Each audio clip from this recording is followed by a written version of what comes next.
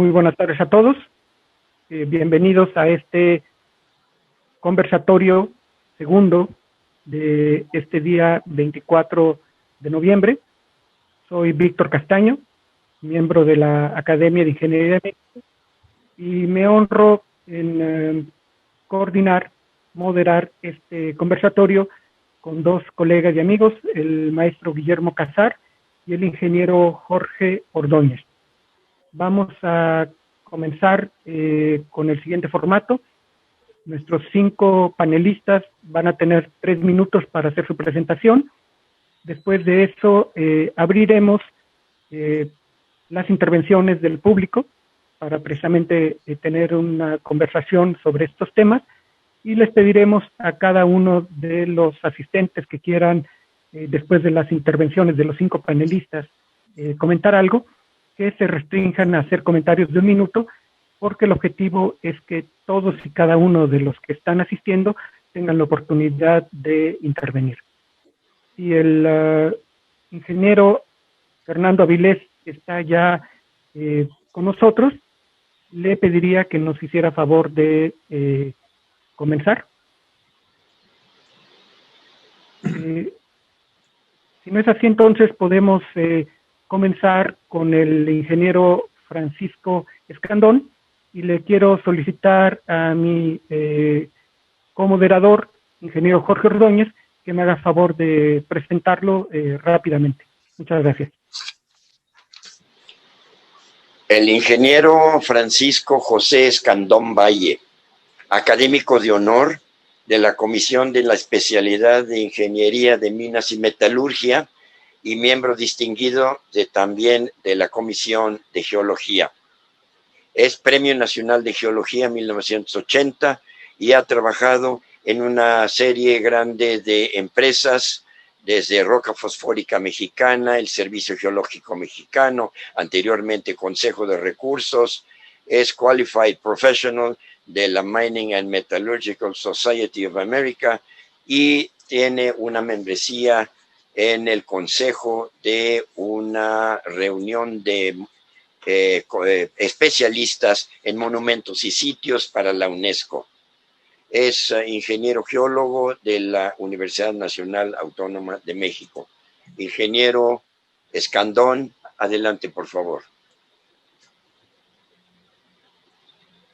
Gracias, Jorge. No sé si me escuchan bien.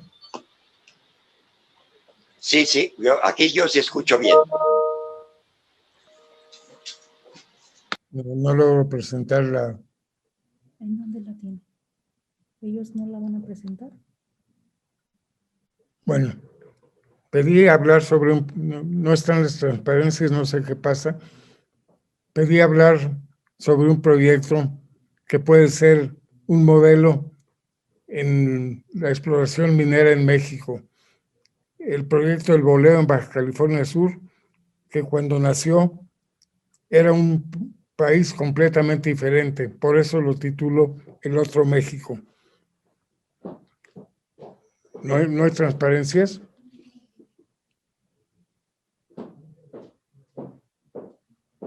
¿No? Está en su escritorio. Aquí debe compartir. A ver, aquí.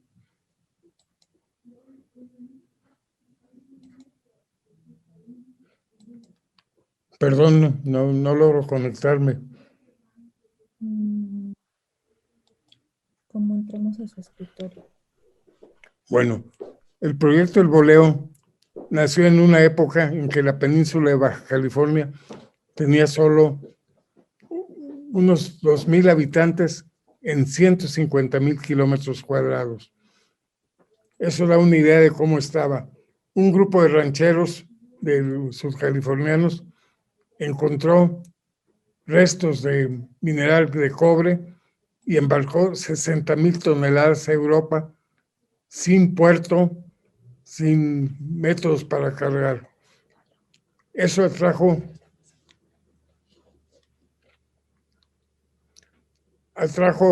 a inversionistas franceses que iniciaron la exploración del Boleo y la construcción de un proyecto minero metalúrgico. Para dar una idea, hacia 1885 solo había 380 habitantes y ya habían producido 196 toneladas de cobre. El boleo alcanzó su cima a principios del siglo XX con la construcción de un puerto, ferrocarriles, la primera planta generadora de energía eléctrica en México, y llegó a producir 10.400 toneladas de cobre por año. Después vino la decadencia, el cierre, y un grupo de inversionistas lo abrimos en 1992, y desde entonces a la fecha la población creció a 12,000 habitantes y produjo 35,000 toneladas de cobre. Siguiente. Anterior. Bueno, el primer grupo solo explotaba el cobre. Los que decidimos entrar después, vimos que además del cobre había cobalto, zinc y manganeso. Y cobalto podía ser una producción que alcanzara hasta el 8% de la producción mundial. El año pasado se tuvo una producción de 35,000 toneladas de cobre, 3,500 de cobalto, 21,000 de zinc y 123,000 de manganeso, con un valor total de 372 millones de dólares. Siguiente.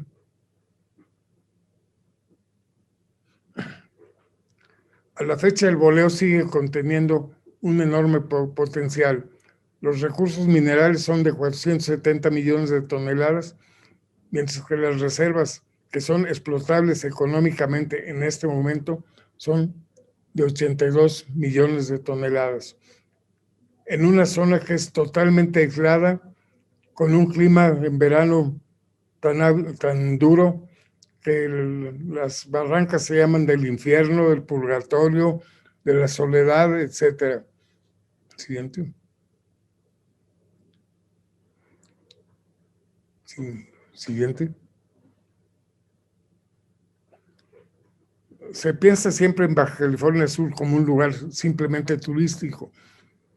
Y yo quisiera mencionar el potencial que tiene todavía la península. Sal, pues es bien conocida, las salinas de Guerrero Negro, que producen 8 millones de toneladas anuales. Cobre, cobalto, que es el que estaba mencionando, el boleo. El yeso, que se produce allí mismo en el boleo y en la isla de San Marcos, y produce 5.6 millones de toneladas. Y fosforita en San Juan de la Costa, que es descubierta en el 76, la pusimos en operación en el 81, y a la fecha ha producido aproximadamente 40 millones de toneladas. Hay otros distritos de yeso, fosforitas submarinas, oro y plata y manganeso, pero no han pasado aún a otra etapa porque cualquier inversión ahí es muy difícil, tardada, y porque hay una serie de objeciones mal llevadas desde el punto de vista ambiental de supuesto daño. No se produce daño que Guerrero Negro lleva produciendo 70 años, Isla San Marcos 90, San Juan de la Costa 40, y no ha habido un solo daño ecológico en la península de Baja California. Con esto lo que quiero mencionar es que un proyecto minero metalúrgico nacido en forma muy primitiva puede evolucionar y renacer. Gracias por su atención. Ingeniero, le agradezco muchísimo su intervención. Ya tendremos oportunidad de comentarios en la segunda parte de este conversatorio. Y antes de darle la palabra a nuestro siguiente panelista, quiero anunciarles que a las 12:30 haremos un receso porque viene la conferencia de la ingeniera Rocío Nale, secretaria de Energía de México. Hará una presentación de aproximadamente 20 minutos y después de los 20 minutos continuaremos con nuestra conversatorio. Les quiero presentar ahora al ingeniero Jorge Enrique Leonardo Gutiérrez de Velasco Rodríguez, quien es ingeniero en electrónica por el Instituto Tecnológico de Querétaro Concluyó las maestrías en instrumentación y en administración en la Universidad Autónoma de Querétaro. Cuenta con una trayectoria de más de 20 años en el sector de educación superior, ocupando varios cargos directivos en la Universidad Tecnológica de Querétaro. En el 2006, el ingeniero Gutiérrez de Velasco dirigió el proyecto de creación de la Universidad Aeronáutica en Querétaro, la UNAC, institución temática única en su tipo en Latinoamérica, dedicada exclusivamente a formar profesionales e investigadores para el sector aeronáutico, que ha sido un factor clave para la atracción de alrededor de 1.700 millones de dólares en inversión a Querétaro. Inversión que provocó la creación de alrededor de 10,000 empleos únicos. Actualmente, el maestro Gutiérrez de Velasco es rector de la UNAC, secretario del Consejo Directivo del Aeroclúster de Querétaro, Asociación Civil, y presidente de la Comisión de Formación de FEMIA. Muchas gracias, Jorge. Bienvenido.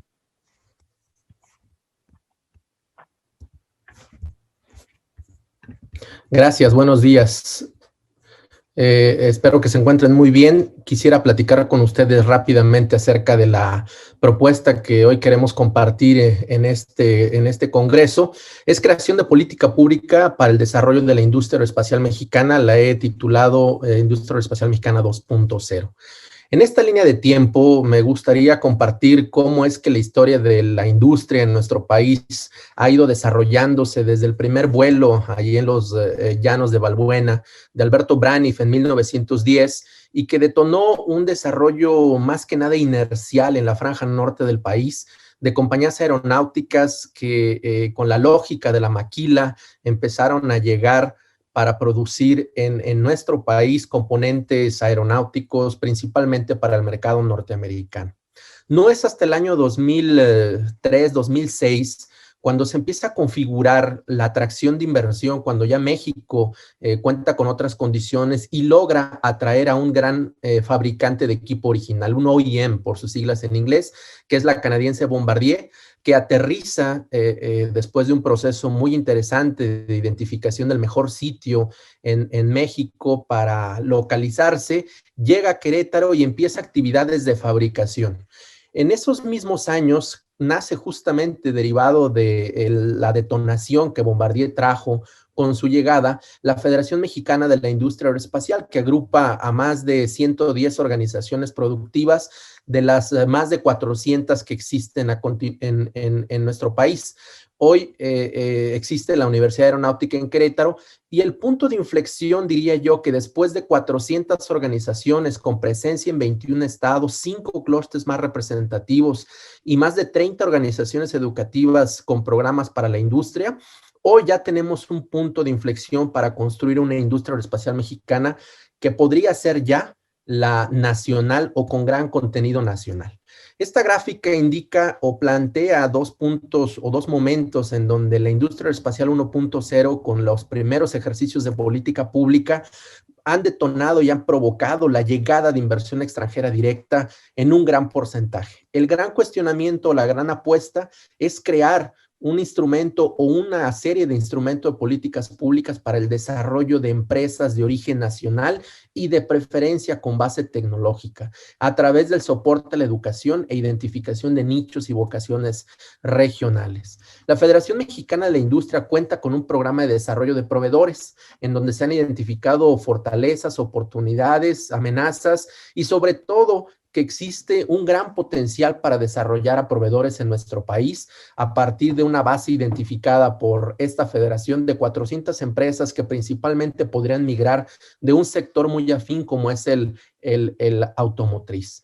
La propuesta de manera concreta es que puedan desarrollarse capacidades y habilidades técnicas en proveedores, en aquellos que puedan ya tener un nivel de calificación para migrar hacia el sector, que a través de, otra vez, instrumentos de política pública puedan financiarse desarrollo de infraestructura, formaciones, entrenamiento, y que en una lógica de triple hélice, el gobierno, las instituciones y los clústeres puedan plantear un programa de emprendimiento de empresas de base tecnológica.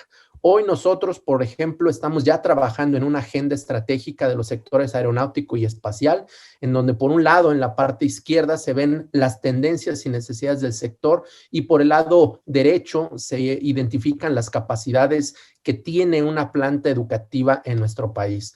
Una planta educativa que, por ejemplo, hoy agrupa 28 instituciones, las que se muestran aquí, públicas y privadas, y que están tratando de mapear cuáles son esas capacidades para construir una agenda que pueda generar una visibilidad y una claridad muy, muy concreta para el desarrollo de una cadena de proveeduría y luego entonces una industria nacional enteramente financiada por mexicanos. Hasta aquí sería mi presentación. Muchísimas gracias y una disculpa por excederme un minuto. No, muchísimas gracias por la presentación y por la puntualidad. Tenemos, como les habíamos comentado, programada para las 12:30 a la ingeniera Rocío Nale, secretaria de Energía, y estamos esperando a que nos haga la conexión para poder escuchar su presentación.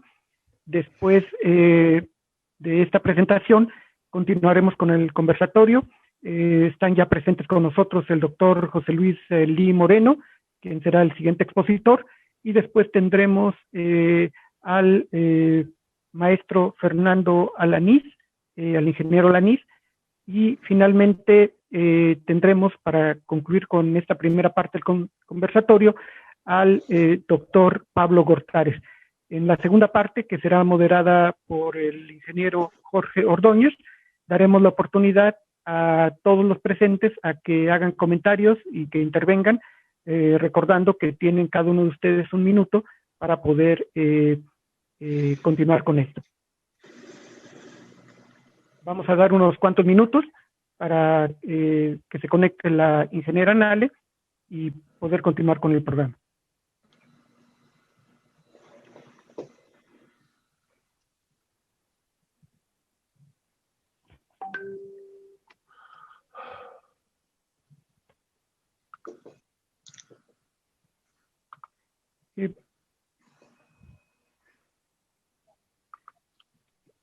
No sé si quiera el ingeniero Alanís hacernos favor de hacer su presentación de 3 minutos para aprovechar el tiempo en lo que se conecta la ingeniera Nale. Muchas gracias. Me da mucho gusto presentarles al ingeniero Fernando Alanís Ortega, quien es el presidente de la Cámara Minera de México, y nos va a hacer favor de presentar un tema de relevancia trascendental para nuestro país. Bienvenido, muchas gracias, ingeniero. Muchísimas gracias. ¿Sí me escuchan bien? Sí, escuchamos. Adelante, gracias. Perfecto, muchas gracias. Muy rápidamente, nada más presentarles rápidamente al sector minero. Quisiera presentar la necesidad o la conveniencia de impulsar al sector minero con una política pública para ser un factor importante en la reactivación. Y contestando preguntas muy básicas, el por qué la minería es importante. Bueno, la minería es el inicio de todas las cadenas industriales. Sin la minería no podríamos tener la calidad de vida que hoy tenemos, y la minería va de la mano con el desarrollo de la humanidad. Y la minería, sin duda, es considerada como una actividad esencial. Hay 24 estados en el país en donde se desarrolla la minería. Actualmente el 70% tiene potencial y solamente el 30% ha sido explotado.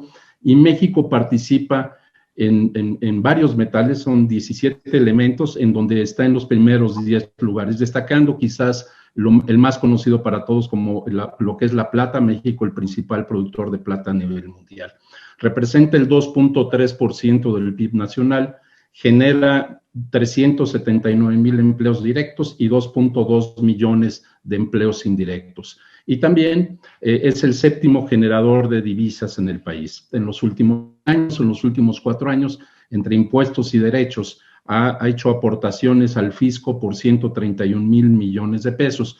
Poniéndolo en perspectiva, es 2 veces el presupuesto de Sonora y más o menos un poco más de lo que es el presupuesto de egresos anual del estado de Zacatecas. Esto nos ayuda a dimensionar la importancia que tiene el sector minero en México. Es un sector que es bien remunerado, en general un 39% por arriba del promedio de los salarios en los trabajadores. Y en todas las comunidades donde opera la minería se muestra un progreso social.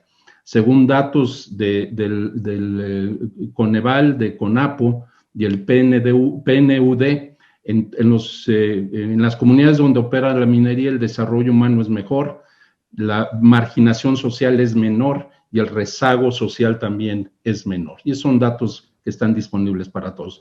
La inversión social que hace la minería es muy importante, 5.300 millones de pesos el año pasado, además de los 3.900 millones de pesos que se generan a través del Fondo Minero para apoyo a las comunidades.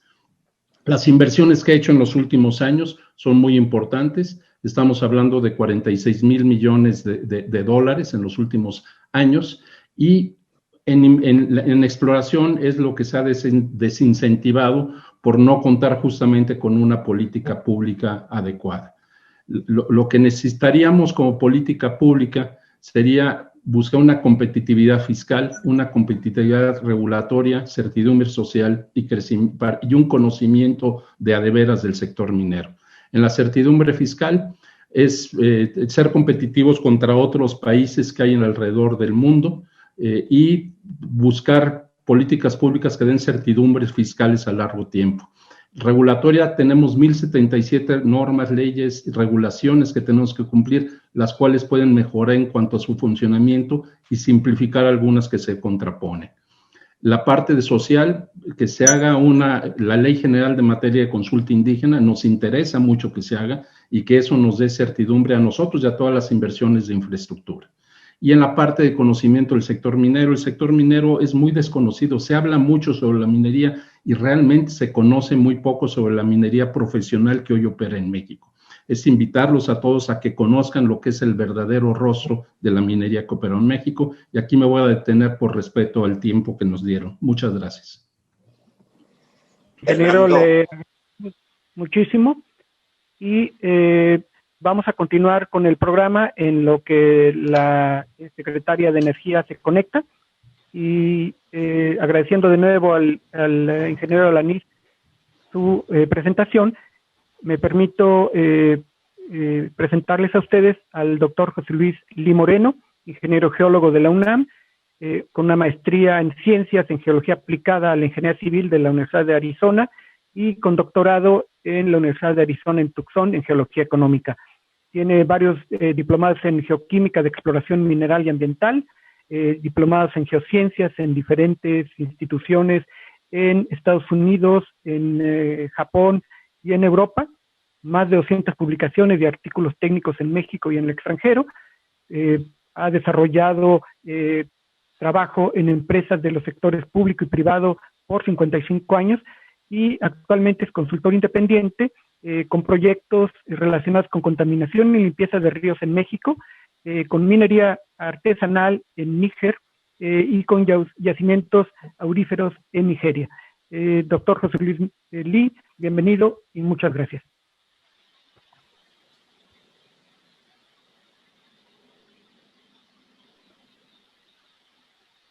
Pues no sé cómo poner la presentación porque no tengo acceso a la pantalla, Víctor.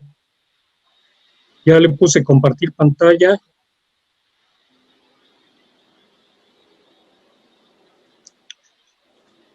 ¿Me puedes decir qué hago? Para que nos dé tiempo de solucionarlo, ya se ha conectado la ingeniera Nale. Vamos a dar cabida a su presentación y después continuamos con el doctor José Luis Lee. Muy bien.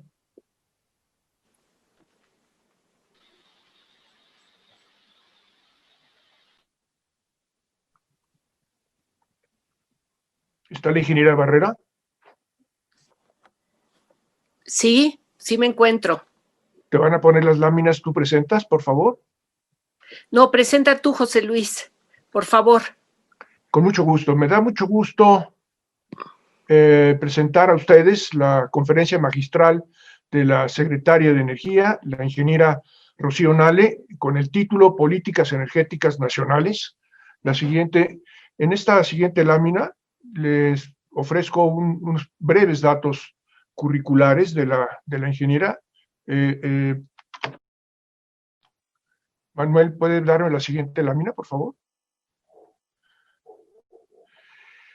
Me da mucho gusto informarles que la ingeniera Nale es una experta en el tema de la ingeniería en petroquímica, no nada más por los estudios que ella ha acreditado, tanto de licenciatura como de posgrado, sino por varios años de trabajo en ingeniería de procesos en plantas industriales, en análisis y control de calidad, también en lo necesario de administración y finanzas y los complejos petroquímicos que ella conoce muy bien de Cangrejera, de Pajaritos y Morelos. Sin más, quisiera pasar la palabra al ingeniero Nale.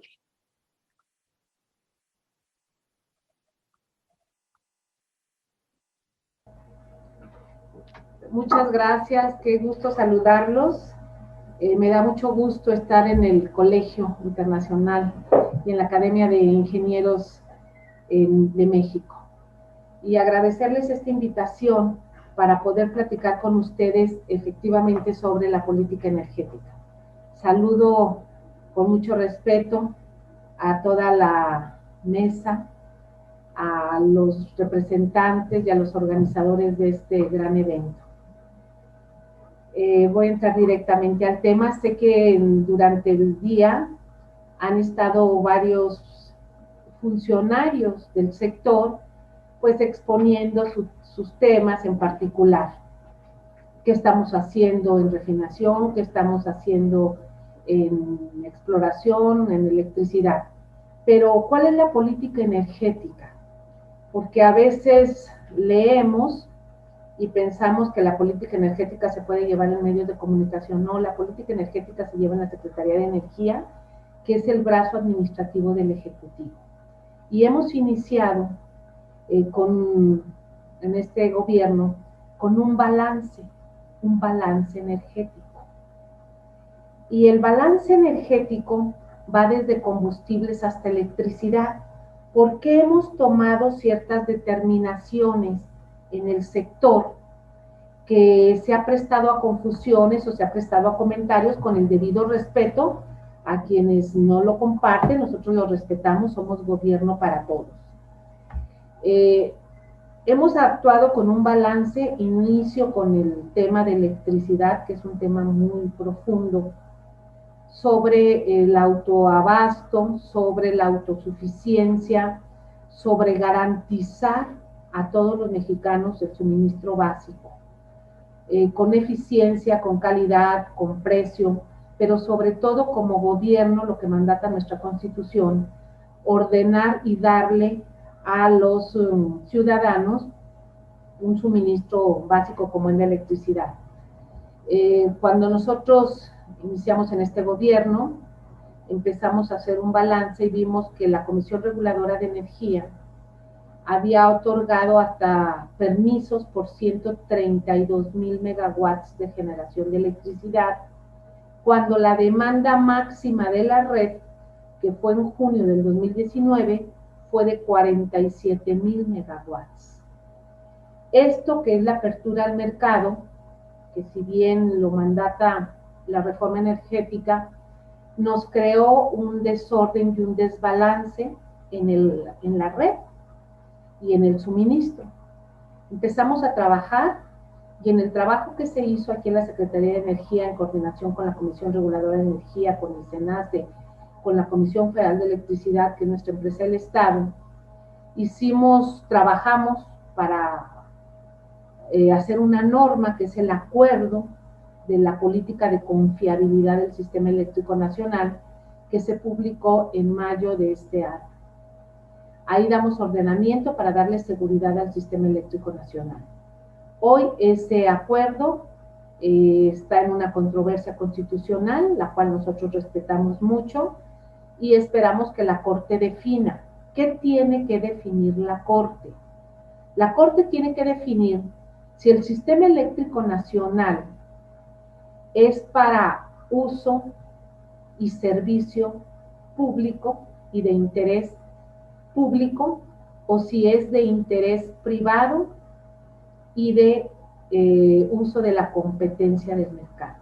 Son dos temas muy diferentes, con un planteamiento de política energética muy diferente, estamos totalmente convencidos.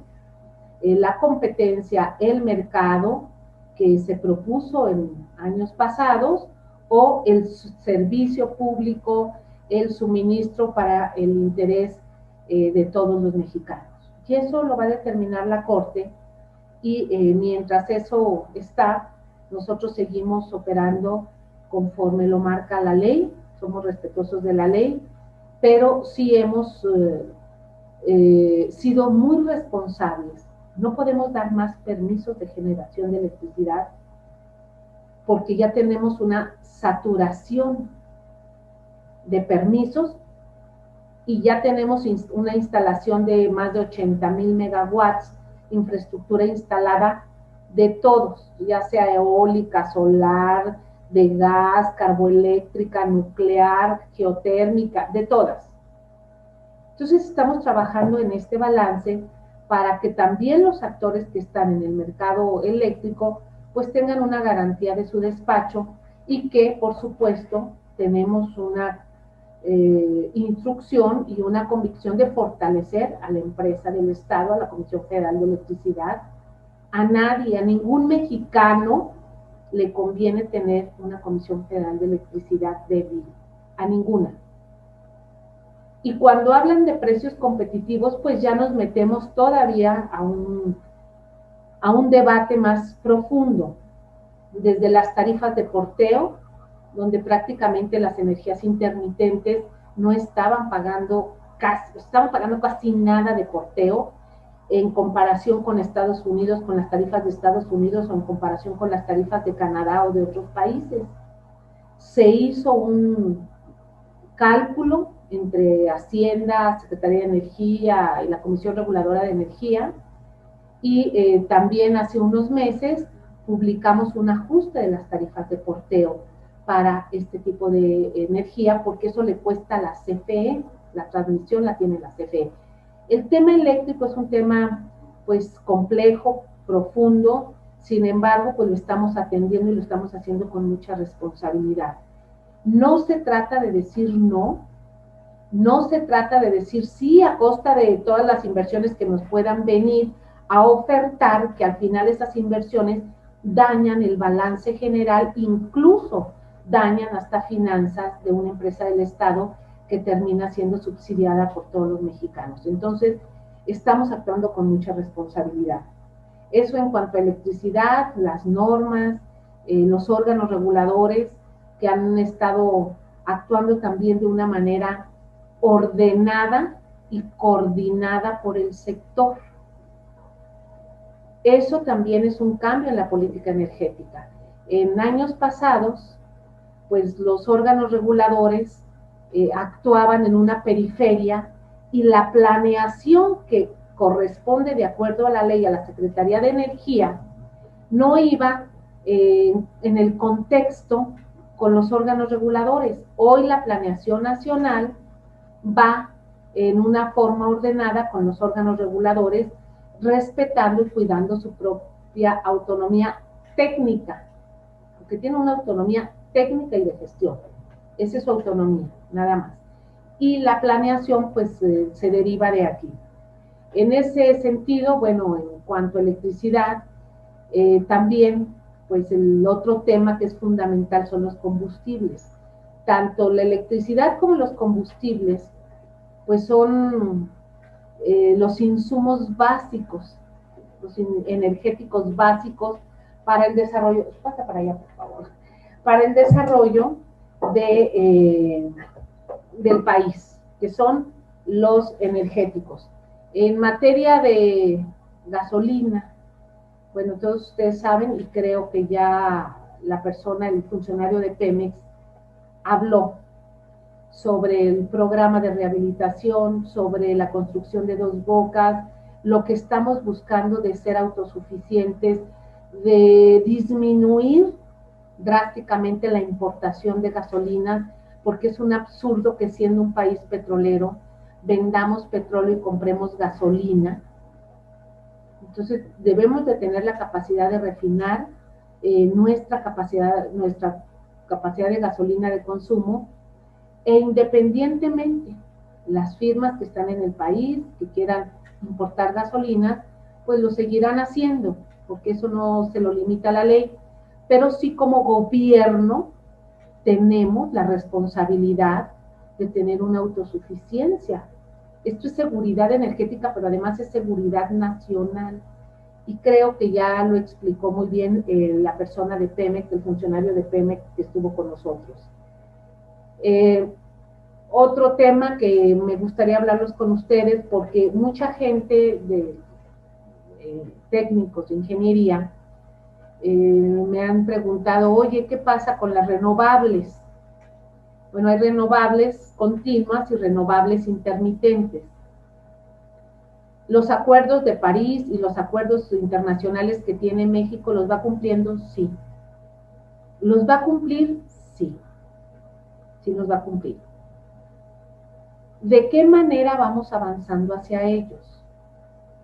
Bueno, tenemos un programa de repotencializar las hidroeléctricas. Tenemos programas que no nada más son de los privados. Hay programas de la Comisión Federal de Electricidad para avanzar también ellos en trabajo de renovables. Estamos impulsando lo que es la generación distribuida, que parece que es cosa menor, pero no es cosa menor. La generación distribuida son programas que lo permite la ley para que por menos de 0.49 megawatts, una casa, una oficina o quien que quiera tenga paneles solares en su casa y el ahorro sea directamente para el usuario. Por ejemplo, un parque solar lo pueden instalar por 300 megawatts y ese parque solar meterlo al mercado, que es energía intermitente y que en el SENACE nos dificulta mucho el despacho diario, porque es diario. Se despacha y a las 6 de la tarde, que ya no hay radiación, no hay suficiente radiación solar, entonces entra el respaldo y es un respaldo que le cuesta a la CFE. En lugar de tener un parque solar de 300 megawatts de una empresa X, ¿por qué no 500 casas o 1000 casas habitaciones tienen sus techos solares y el beneficio y el ahorro es para ellos? Y me dirán, ¿y cómo le vamos a hacer con el recurso para invertir en estos paneles solares? El FIDE, que es el Fideicomiso para la Eficiencia Energética, el FIDE, que ya tiene 30 años en México, está financiando para las pequeñas y medianas empresas y para las casas habitación estas instalaciones.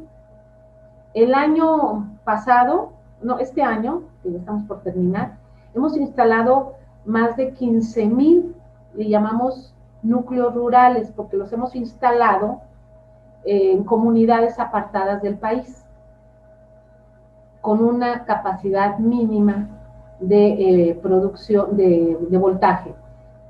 Esta es parte de la respuesta donde estamos contabilizando esta parte de generación de electricidad, porque piensan que nada más se debe de contabilizar la energía limpia de los que hicieron parques solares o de los que tienen parques eólicos, en cuanto a estas generaciones, este tipo de generaciones. No, estamos haciéndolo alterno. ¿Quién no está a favor de las energías renovables? Todo mundo, vamos caminando hacia allá. En México lo estamos haciendo de una forma ordenada. Para ello, tanto la Comisión Federal de Electricidad, la Secretaría de Energía y el FIDE estamos en constante comunicación. Ya tenemos este programa, funcionó muy bien este año y ya estamos planificando para el próximo año. Este año se hizo en estados donde pues hay una pobreza extrema y que también al llevarles electricidad vamos a contribuir para salir de una pobreza social. Lo de las gasolinas, como les comenté, ya se los dijo el ingeniero de Pemex, cuál es nuestra capacidad y los permisos que está otorgando la CRE. También en la Comisión Reguladora de Energía habrá alguien que diga, hemos batallado para los permisos. Bueno,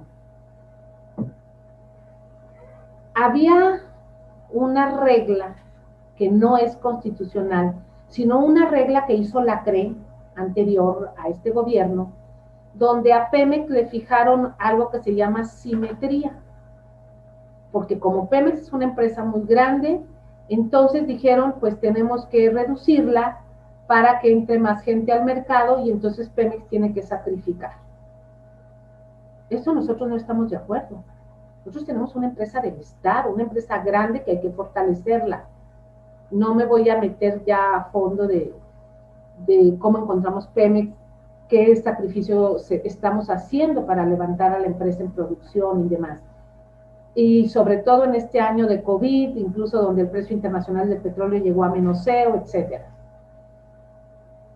Se quitó la simetría porque varias gasolineras de Pemex tenía 12.300 gasolineras, hoy tiene cerca de 8.500, una cosa así. Las nuevas marcas, en lugar de entrar a invertir, a hacer nuevas gasolineras, fueron a buscar a los gasolineros de Pemex y los contrataron o firmaron contratos con las nuevas marcas y nada más cambiaron de marca porque lo permite la ley. Está bien. Nosotros como gobierno no nos oponemos, es lo que marca la ley, pero si queremos inversiones, si queremos que vengan actores nuevos, pues deben de construir nuevas gasolineras. Se le quitó la simetría que tenía en la Comisión Reguladora de Energía, porque incluso los concesionarios o los permisionarios que estaban en Pemex se podían salir de Pemex cuando quisieran y si se iban a una marca X, ya no podían salirse de la marca X porque los contratos con estas marcas son más rígidos. Creamos una simetría para que Pemex no pierda sus gasolineros y las nuevas marcas pues puedan buscar nuevos inversionistas. Es parte de lo que se está haciendo. Frenamos un poco porque pusimos órdenes, ya que algunos gasolineros brincaban de Pemex a otras marcas sin avisar a la CRE. O sea, no avisaban. Entonces, el momento que no le avisan a un órgano regulador, se crea un desorden en el mercado. Entonces, también empezamos a poner orden y por eso es que la Comisión Reguladora de Energía estuvo unos meses pues ordenando lo que están ellos trabajando. El tema de energía es muy amplio, muy amplio. Otro tema importante que vale la pena con ustedes, con los ingenieros, hablar sobre el Tratado de Libre Comercio. El Tratado de Libre Comercio entre México, Estados Unidos y Canadá es muy importante. Es muy importante y nosotros en el gobierno del presidente Andrés Manuel López Obrador pues lo apreciamos, sabemos de la importancia comercial y de ser buenos vecinos entre los tres y de tener el respeto. Nosotros somos incapaces de meternos en la política energética de Canadá o de Estados Unidos y ellos también son muy respetuosos. Con los dos gobiernos, en este momento del presidente Trump y del presidente Trudeau, ha habido un respeto fantástico, una comunicación muy buena y siempre hablando de colaboración. Ya lo dijo el presidente López Obrador, el capítulo 8 de energía se reservó y lo reservó México. La propuesta que se tenía en la mesa era una propuesta muy amplia, donde estaban todos estos órganos reguladores, donde había una injerencia que prácticamente venía una continuidad en el desgaste del sistema o del sector energético para México en cuanto a las empresas productivas del Estado y control del propio gobierno. Lo aceptaron, quedó resumido a que México queda resguardado en su soberanía en este tema de acuerdo a lo que marca la Constitución Política de México. Así en eso es. Hay otros capítulos, creo que es el capítulo 22 y el capítulo 14, donde hablan de respetar a los inversionistas, sí, los estamos respetando. Hablan de crear confianza, sí. Creo que hoy más que nunca tienen confianza porque nosotros sabemos decir sí, pero también sabemos decir no. Y un inversionista que llegue a México debe tener la certeza de su inversión, de lo que va a producir, de lo que se le va a despachar, no vender pues algo que el día de mañana vaya a generar un desbalance y que el inversionista diga, bueno, yo llegué aquí con una buena intención y hay un gobierno que no es serio, ¿no? En este momento estamos respetando todo, los 110 contratos, tema del Tratado de Libre Comercio se vincula con los 110 contratos petroleros, que son 107 realmente, el resto es con farm out. Todos los contratos, todos, ahí están, se han respetado, han pedido prórrogas algunos, a todos se les han dado sus prórrogas, a todos. Se les ha ayudado porque antes, cuando nosotros llegamos, la queja de todos los productores o los que están en los contratos era de que la burocracia o los trámites en la Comisión Nacional de Hidrocarburos se tardaban hasta 6, 7 meses. Y ese es un tiempo que cuesta dinero, es un tiempo pues que les cuesta a las empresas. Hoy se han reducido, esos trámites llegan a 30, 35 días cuando mucho. Se trabajó un reconocimiento aquí a la Comisión Nacional de Hidrocarburos y están todos los contratos, están tal cual los firmaron, se les ha dado todas las garantías. Pemex, algunos se han acercado con Pemex, Pemex ha tenido diálogos con algunos y se ha estado trabajando pues de común acuerdo. A mí me ha tocado abrir la válvula de 2 pozos, uno fue el pozo de Eni, que está en Tabasco, en Sánchez Magallanes, que fue el primero que está produciendo solo. Actualmente trae cerca de 22,000 barriles por día. Y la semana pasada me tocó el de Hochi, que es de una empresa argentina que está en aguas someras frente a Tabasco y que tienen su infraestructura de separación, su batería de separación ahí en Dos Bocas. También nos hizo el favor de invitarnos y fuimos con mucho gusto a abrir la válvula de producción. Entonces, estamos actuando con responsabilidad, con certeza, de cara, hablando las cosas, pero sobre todo, estamos hablando con ingenieros, que esto me encanta. El balance, todos tenemos un balance, el balance energético. Es cuidar el balance de materia y de energía, y es lo que estamos haciendo para tener un ordenamiento en México. Es a grosso modo. Muchas gracias.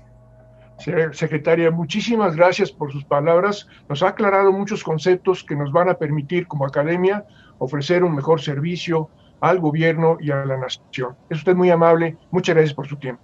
Gracias a usted, doctor. Un gusto saludarlo. Un placer. Gracias. Enhorabuena. Regresando los micrófonos entonces al doctor Castaño, con mi más sentida disculpa por haberlo interrumpido. Al contrario, muchísimas gracias. Y quiero entonces solicitarle al doctor José Luis Lee Moreno que nos haga favor de continuar con su presentación. Adelante, José Luis, por favor.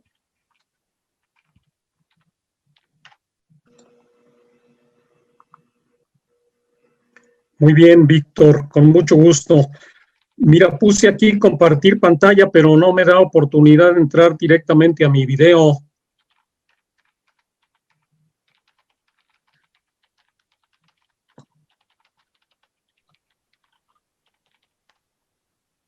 Las personas de apoyo técnico ya nos están ayudando con eso, pero tal vez podrías comenzar por relatarnos lo que nos quieres platicar, que es ciertamente muy interesante. Bueno, vamos a platicar un poco en el tiempo que tenemos sobre un problema que existe en todo el mundo básicamente, y esta es la contaminación de las vías fluviales, y de ahí la contaminación de los acuíferos y presas, lagos, lagunas. Sucede que existen ya varios organismos internacionales que, con la preocupación enorme que hay por la contaminación de los ríos, se están uniendo para hacer este estudio. Y no me refiero a contaminación por la basura, por la tierra, por el papel, plástico, sino contaminación ya de otro tipo que existe. Entonces, la contaminación hídrica básicamente es un problema nacional e internacional y se refiere, como lo mencioné anteriormente, a la contaminación por productos químicos, pero también por productos biológicos. Existen algunas fuentes de contaminación de los ríos, los mismos residuos urbanos ya llevan contaminantes de muchos tipos, además de las aguas negras, llevan muchos desechos de otros tipos que se producen en el ambiente urbano. No entra la presentación, ¿verdad, Víctor, en alguna forma? Me acaban de informar, ya está tu pantalla, según veo, entonces ya puedes poner tu presentación. Sí, ya. Por favor.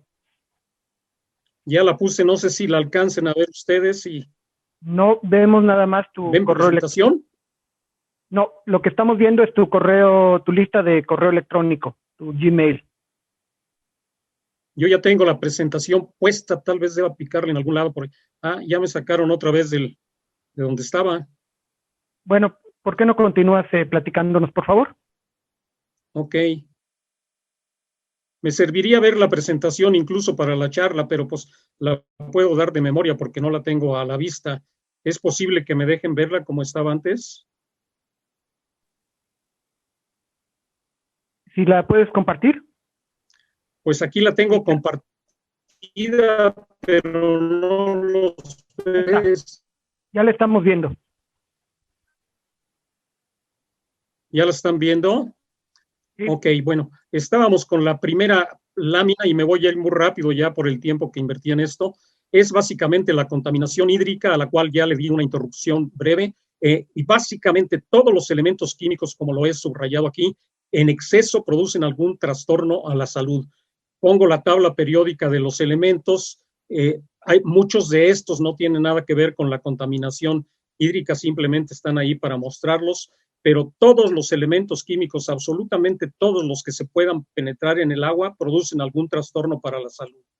Y había iniciado yo también a decirles de las fuentes principales de contaminantes a las aguas de los ríos, arroyos, presas, lagunas, etcétera. La basura, que fue la primera que mencioné, desechos que llegan con aguas residuales, ya traen muchísimos contaminantes que en ocasiones no nos damos cuenta, pensamos que es únicamente basura doméstica. Al final de la tablita esta que ustedes posiblemente ya están viendo, mencioné también contaminantes emergentes y entre ellos se cuentan muchísimos residuos derivados de los maquillajes de las damas y otros que prácticamente no se les ha dado mucha importancia, pero ya hay una capa grande de estos contaminantes, sobre todo en las zonas costeras a donde desembocan los ríos. Por supuesto, productos químicos, principalmente industriales, pero también hay productos químicos urbanos y suburbanos, las baterías que todos utilizamos de cadmio, de níquel, de litio, etcétera, muchas veces son desechadas simplemente con la basura y van a dar finalmente algún río, se desbaratan. Residuos hospitalarios, y esto es una denominación general, pero incluye también residuos de elementos médicos que se utilizan en muchas casas y que simplemente van a dar junto con la basura. Y los vertidos de petróleo, que esos son ocasionales, pero que también causan muchísimo daño. Me voy rápidamente para hacer una mención muy rápida de algunos efectos de algunos metales pesados que pueden causar a la salud. Los voy a dejar que ustedes lean todo esto para no entretenerme en leerlo. Puse aquí algunos de los principales, pero como lo mencioné en la segunda lámina, prácticamente todos los elementos químicos en exceso pueden causar problemas. El arsénico, que además se encuentra en muchísimas aguas de muchos lugares. México tiene muchísimos acuíferos con altos contenidos de arsénico. Hemos tenido experiencias ya de gente que se ha enfermado, ver que están tomando aguas con altos contenidos de arsénico. La Laguna es un ejemplo muy clásico de eso. Berilio, cadmio, cromo, esto de las baterías principalmente, cromo, mercurio, que se da mucho también como resultado de la minería artesanal, en donde usan el mercurio para amalgamar el oro y simplemente lo desechan a los arroyos, y finalmente va a dar a las presas, a los ríos y eventualmente hasta las zonas costeras. El plomo, que ya viene de procesos industriales, el flúor, lo mismo, cobre, fierro, magnesio, selenio, todo eso lo pueden ver ustedes ahí para no entretenerlos más. Me paso ahora a algunas de las enfermedades que son transmitidas por agua contaminada con microorganismos. Estos microorganismos vienen de animales, de nosotros mismos, de los humanos. En zonas en donde se encuentra el agua estancada, crecen mucho, como lo sabemos muy bien, y en el lado izquierdo de la lámina he listado algunas de las enfermedades más comunes que se producen. Algunas simplemente son de tratamiento sencillo, un tratamiento médico como la diarrea, pero algunas otras pueden producir hasta la muerte si no se atienden debidamente. Vean ustedes la tabla tan enorme que hay ahí, y faltaron muchas enfermedades todavía que se incluyen para esto. Ahora, ¿qué es lo que se puede hacer para las acciones a tomar con esto? Vamos a identificar las posibles fuentes de contaminantes. Mucho de esto ya está en la literatura. Ya sabemos en dónde existen factorías, en dónde existen posibles fuentes de contaminantes. No todas las industrias contaminan. Hay algunas que son muy cuidadosas, pero hay algunas que no lo son tanto. Preparar planos generales detallados de cada área, porque no se puede hacer uno general a la escala necesaria, bien georreferenciado, porque eventualmente lo vamos a poner junto con una base de datos que menciono posteriormente. Identificar con las autoridades de salud posibles enfermedades endémicas en cada zona. Tenemos zonas en donde existen cánceres gástricos, cánceres de distintos tipos, y una vez que hemos hecho algún estudio, nos hemos dado cuenta que los suelos de esa región y por ende las plantas que ahí se cultivan son altas en algunos elementos cancerígenos. No los menciono ahora porque no viene al caso, pero los tenemos varios en México. Es necesario muestrear aguas, suelos, plantas y pelo humano. En el pelo humano se concentran los elementos que tiene cada individuo en el torrente sanguíneo. Van a dar para allá de reciente creación y es posible analizarlos sin necesidad de analizar sangre, orina o alguna otra cuestión. Con esto nos damos cuenta de cómo puede estar la persona invadida y, por supuesto, aplicar la remediación necesaria. Realizar análisis bioquímicos y microbiológicos. Estamos hablando ya de cantidades nano, de partes por millón y de partes por billón, con instrumental muy moderno que existe ya para hacer esto. Todo esto lo ponemos en una base de datos relacionable que mencioné anteriormente, hacer una interpretación adecuada de los resultados y, de acuerdo con esto, hacer las recomendaciones correspondientes a las autoridades para limpiar, para eliminar el vertido de las sustancias tóxicas al ambiente y procederlo ahí. No me extiendo más, Víctor, porque ya nos tomamos un poquito más de tiempo con la interrupción esta, pero ahí están mis datos en caso de que alguien tenga algo de mayor comunicación e información en cada uno de estos conceptos. Por supuesto, hay una conferencia de varias horas y hasta cursos que hemos impartido sobre cada uno de estos. Muchas gracias, Víctor. Muchísimas gracias, José Luis, muchísimas gracias. Pasamos al último ponente de este conversatorio. Me da mucho gusto presentar a ustedes al doctor Pablo Gortárez Moroyoki. Él es ingeniero bioquímico del Instituto Tecnológico de Culiacán. Hizo su maestría en ciencias en bioingeniería en el Instituto Politécnico Nacional y el doctorado en ciencias ambientales en la Universidad de Arizona. Es maestro investigador del Instituto Tecnológico de Sonora, donde ha ocupado varios puestos y ha sido una persona que ha fomentado la investigación y el posgrado en no solamente su institución, sino en toda la región noroeste del país. Le quiero agradecer de nuevo su paciencia y los dejo con el doctor Gortares. Adelante, Pablo, por favor. Muchas gracias, Víctor. Buenas tardes a todos. Un gusto estar con ustedes. Bueno, por cuestión de tiempo me voy al asunto. Me dijeron alrededor de 3-5 minutos. Y la verdad que voy a aprovechar la anterior plática y la plática de la doctora Nae, que justamente habla de una de la cuestión de la energía y la otra de la problemática hídrica. Lo que yo les quiero presentar es justamente a lo que me dedico, que es el tratamiento y reuso de aguas residuales. Bueno, algo que hemos estado viendo los últimos años es no solo hacer el enfoque del tratamiento de aguas residuales per se, sino obtener algún beneficio adicional. Por sí mismo ya es un beneficio descontaminar el agua con una serie de contaminantes que ahorita mencionaban algunos de ellos, sino además, en este caso que yo les quiero plantear es obtener energía. Tenemos algunos tipos de aguas residuales que tienen un alto contenido de materia orgánica, como por ejemplo las aguas residuales porcícolas que tenemos por acá en Sonora en grandes cantidades, las aguas residuales de la industria del vino, las tequileras, un residuo que normalmente lo conocemos como vinazas, como aguas residuales que tienen alto contenido de materia orgánica. Pues bien, la idea es, además de buscar el tratamiento de las aguas residuales, es obtener energía. Ahorita mencionaban que todas nuestras cuencas tienen problemas, tanto en la parte superficial como en el acuífero, pero fíjense, si hablamos de aguas residuales urbanas, solamente logramos tratar a nivel nacional el 40%. Es decir, el 60% del agua residual municipal o urbana que producimos, la estamos tirando a nuestras cuencas, descargando nuestras cuencas sin ningún tratamiento. Pues la idea es aprovechar a través de tratamientos específicos para obtener energía como metano. He tenido la oportunidad de trabajar en proyectos de este tipo, e igual de manera similar la producción de hidrógeno a partir de estas aguas residuales.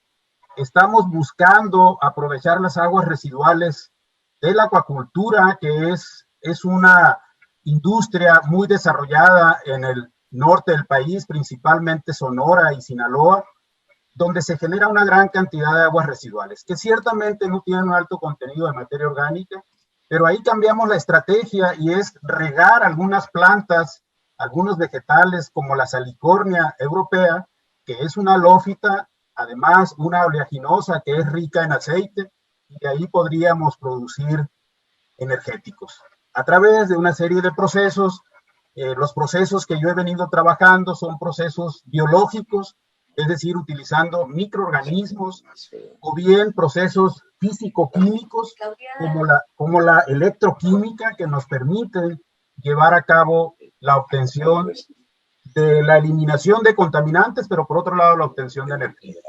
Y podemos ligar algunos procesos como son las celdas microbianas electroquímicas que nos pueden ayudar a producir el biohidrógeno o hidrógeno vía este proceso, ¿no?, de celdas microbianas electroquímicas.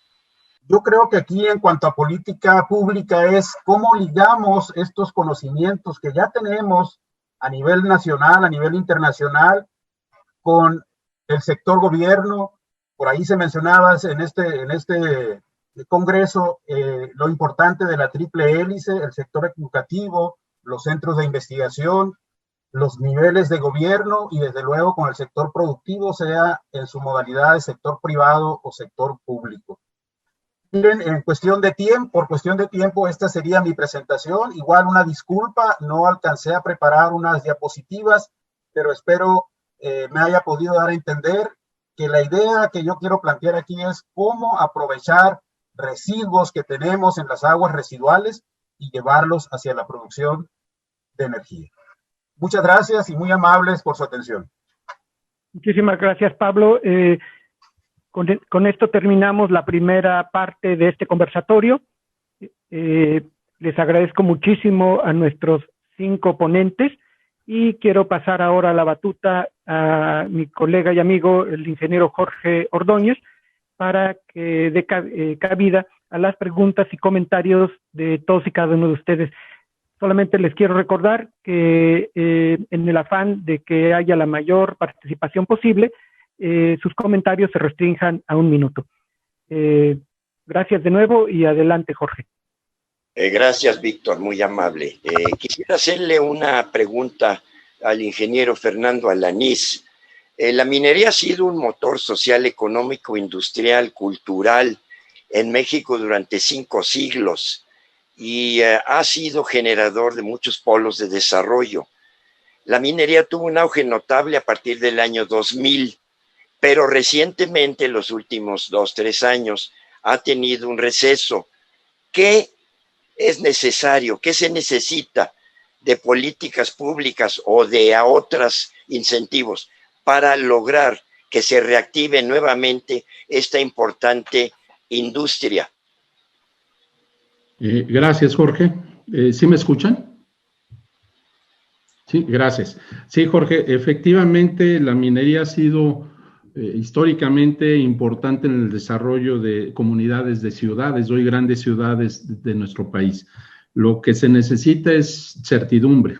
La minería hace inversiones cuantiosas de largo plazo y lo que se necesita es que a lo largo de esos plazos, que son 15 o 20 años más o menos, se tenga certeza de que no va a haber cambios en políticas fiscales, que va a haber certidumbre en la parte social, en la aplicación del Estado de Derecho, en la definición de las diferentes consultas que se tienen que hacer, que hoy no están claramente definidas, como la consulta indígena.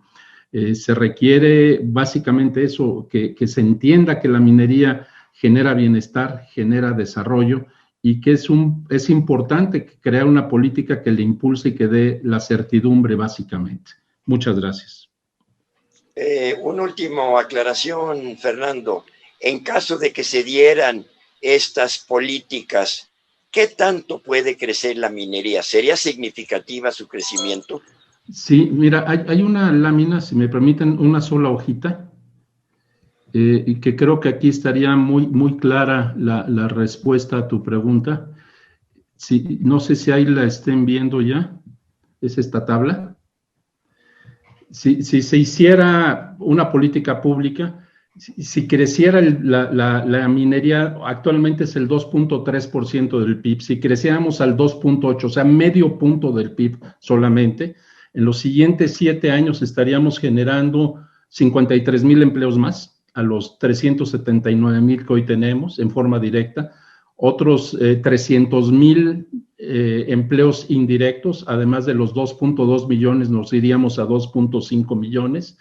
Habría una inversión acumulada en estos 7 años de cerca de 30,000 millones de dólares y se generarían impuestos y derechos adicionales a los 30,000 que hoy pagamos por 175,000 millones de pesos en este periodo. No hay que olvidar que la minería es una industria tractora. Al invertir 30,000 millones de dólares, estás generando empleos no solamente en la minería, en la construcción y en muchas otras industrias que se generan alrededor de nosotros. Yo creo que este cuadro nos puede dar una idea clara del gran impacto que puede tener una buena política pública sobre el sector.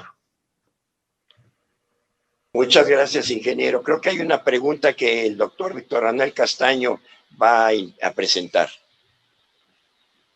Muy bien, tenemos varias preguntas que nos han hecho favor de poner en el chat, en la sección Q&A, Questions and Answers. No sé si el ingeniero Alanís nos haría favor de ver alguna de ellas y si nos hace el favor de responder alguna de ellas.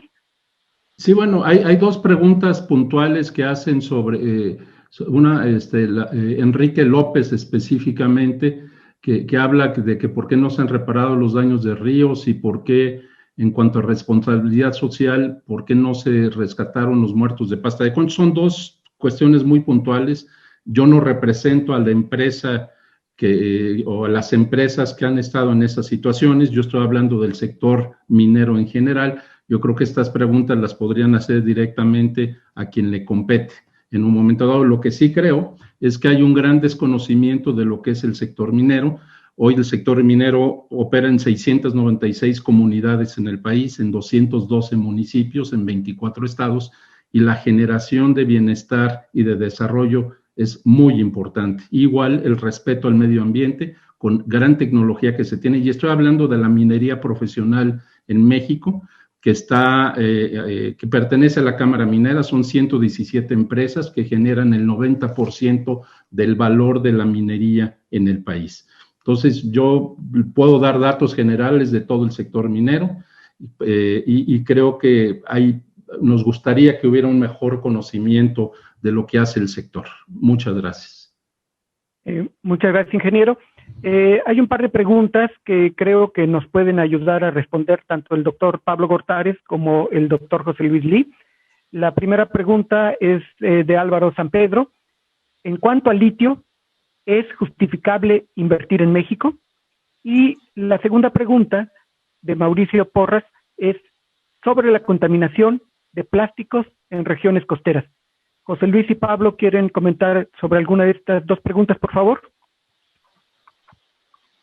Claro, con mucho gusto. Realmente puedo hacer un comentario muy rápido a reserva de que Pablo haga un comentario posterior, pero sobre el litio, el problema que se tiene en México sobre el litio es el beneficio. Tenemos litio de baja ley, nada comparable a lo que tenemos en las salinas de Bolivia, de Chile, de Perú. Entonces, se puede llegar a explotar y se puede hacer una inversión, pero se tiene que resolver primero el problema metalúrgico. La segunda respuesta era en relación con algo ambiental, Víctor. Sí, respecto a la contaminación de plásticos en regiones costeras. Mira, dentro de lo que mencionamos anteriormente, tenemos un programa en donde justamente el doctor Castaño está involucrado también aquí, con la Universidad de California en Santa Cruz, que tiene un programa específico para estudiar la contaminación costera. Se estudia no solo la contaminación de los plásticos, sino que va todo lo que viene en los ríos, pero está considerado la contaminación de los plásticos, por supuesto, es una cosa que ha salido mucho a la publicidad porque lo consumen los animales, incluso llega a reducirse a partículas microscópicas y hasta nano, que llega a alojarse hasta en el plancton. Es un problema enorme lo de los plásticos. Y relacionado con alguna otra pregunta que hicieron ahí, ¿por qué no se ha hecho algo respecto a la reducción de la contaminación en los ríos? Porque básicamente se instalan plantas tratadoras de agua en los sitios en donde hay poblaciones y el resto del agua sigue fluyendo hacia otros lugares. Es una contestación rápida también, podemos expandirnos mucho, pero no quiero tomar más tiempo de las preguntas que se están haciendo, Víctor. Muchas gracias, José Luis. Pablo, ¿tienes algún comentario, por favor? En cuanto al litio, desde luego, en cuanto al litio, pues está justamente Sonora, es uno de los lugares donde se han detectado los mayores yacimientos. Y bueno, se está buscando, ¿verdad?, hacer el análisis de poder llevar a cabo la explotación de este mineral. Desde luego, Sonora es uno, ahí lo mencionaba Fernando Alanís, a Sonora como uno de los estados altamente minero, pero tenemos problemas muy serios de contaminación en algunos de nuestras cuencas. Esto, si no se tiene cuidado, pues agravaría esa problemática. Se están haciendo estudios tanto por parte de la Universidad de Sonora, el Instituto Tecnológico de Sonora, junto con la UNAM, para buscar cómo atender esta problemática, ¿verdad?, de la cuestión ambiental. Eso sería por el lado del litio. Por el lado de los plásticos, pues igual es un problema grave, como lo mencionaba el doctor Lee. Pues una de las alternativas que se está buscando ahora es minimizar el uso de plásticos de un solo uso. Pero sí es un problema bastante fuerte que nos aqueja en las costas de todo nuestro país. Sonora, uno de los estados quizás de más amplia costa de nuestro país, pues tenemos esta problemática. Gracias. ¿Me permiten hacer un comentario nada más sobre el litio? Sí, por favor, ingeniero Alanís. Nada más, en el litio hay que ponerle apellido. Actualmente, a nivel mundial, cerca del 70% del litio que se produce viene de salmueras, como decía José Luis, efectivamente. Y la otra fuente de litio es de minerales. En México lo que existe es un litio que viene presente a nivel arcillas. Todavía no existe una tecnología que sea económica para convertir las arcillas, que son de muy baja concentración, a algo que sea un material altamente rentable. La cantidad de energía que se requiere para hacer esa conversión es muy alta. Entonces, yo sí creo que es importantísimo entender esa gran diferencia, porque luego se pueden tomar algunas decisiones o conjeturas que no son las correctas. Muchas gracias. Muy amable. Y este tema de la contaminación ciertamente es de enorme interés. Tenemos un par de preguntas más para quien nos quiera hacer favor de contestarlas dentro del panel. La primera es de José McDonald. En relación con la contaminación de ríos, no he escuchado políticas de educación, prevención, reciclaje, legislación y vigilancia. Se enfoca solo a remediar. ¿Algún comentario? Pues puedo comentar sobre eso, Víctor, también.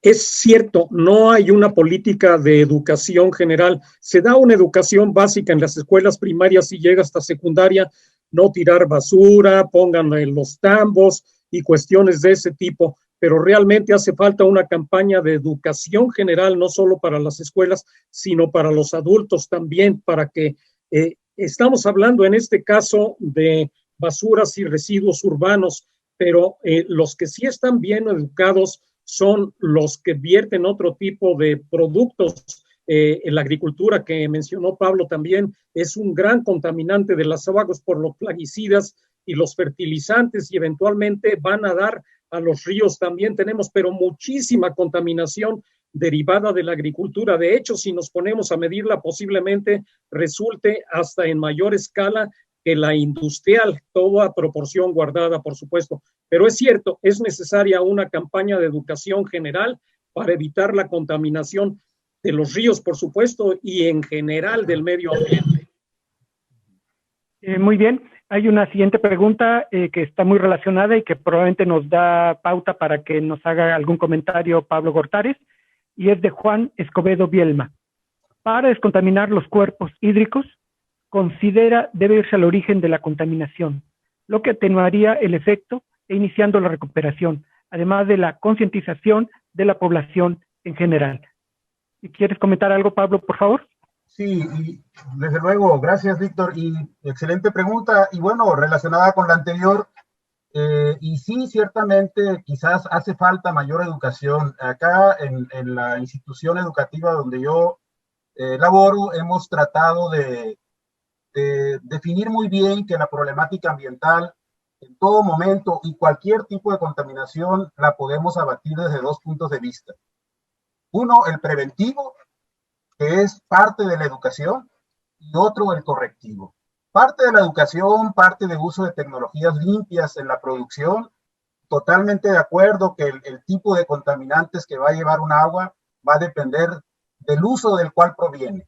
La agricultura nos va a dar plaguicidas, la industria minera nos va a dar algunos contaminantes de tipo minerales en cantidades muy pequeñas, los asentamientos humanos nos van a dar contaminantes orgánicos, etcétera, etcétera. Creo que ahí es donde tenemos que trabajar mucho en la cuestión preventiva, y casi siempre el enfoque ha sido a nivel del correctivo, es decir, la remediación. Pero sí, ciertamente nos falta mucho en la cuestión preventiva. Muchas gracias, y quiero terminar este conversatorio con una última pregunta para el ingeniero Gutiérrez de Velasco. Como un experto en el tema por muchos años y pionero en una de las instituciones más importantes, no solo en México, sino en América Latina, que es la Universidad Nacional Aeronáutica en Querétaro, quiero preguntarle a Jorge, ¿cuál, en su opinión, es el principal reto que tiene la industria aeronáutica en México? Gracias, Víctor. El principal reto es verdaderamente, como yo lo planteaba en la presentación, crear una industria nacional. Es un sector, el aeroespacial, un sector de largo plazo, y trasladar esta lógica de un ciclo de vida de producto muy, muy diferente al automotriz o al electrodoméstico, por supuesto que trastoca a las instituciones educativas y tiene obligadamente que plantear una lógica de política pública igualmente de largo plazo. Y esto sin duda tiene que ver con proyectos y programas que tengan financiamiento multianual, pero sobre todo que apuesten al desarrollo de empresas de base tecnológica para hacer cosas de mayor valor agregado, no exclusivamente actividad de manufactura básica. Ese es el gran reto, una industria aeroespacial verdaderamente nacional. Muchísimas gracias. Y con esto quiero agradecer al ingeniero Guillermo Casar y al ingeniero Jorge Ordóñez que me hayan apoyado para moderar y organizar este conversatorio. Agradecer, por supuesto, a todos y cada uno de nuestros ponentes por su valiosa intervención y solicitar a cada uno de los que nos están escuchando que permanezcan para continuar con el programa. Muchas gracias a todos. Buenas tardes. Buenas tardes, gracias.